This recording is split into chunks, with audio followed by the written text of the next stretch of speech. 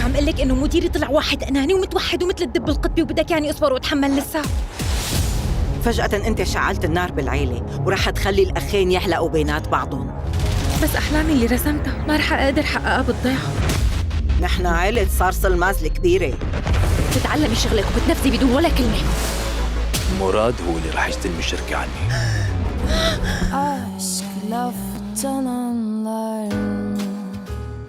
ممكن تقلي شو شغلتي بالشركة؟ شبك أنت ما تنتبه؟ عم تحكيني إلي؟ ما بستغرب هالحركة منك يا عزت. حظك ماشي يا بنت، كأنك صاير كيوت ولذيذ وعم بيزيد إعجابي فيك. أنا مع فكرة إنه تقولي الحقيقة للعالم. وهالقصة الليلة رح تنتهي. الوضع لهالدرجة خطير. رح حاول ما أتهور وأمسك حالي. فهمني شو مشكلتك معي أنت؟ مراد ما بيحب يرتبط ببنت إذا ما كان واثق إنه رح يكمل معها.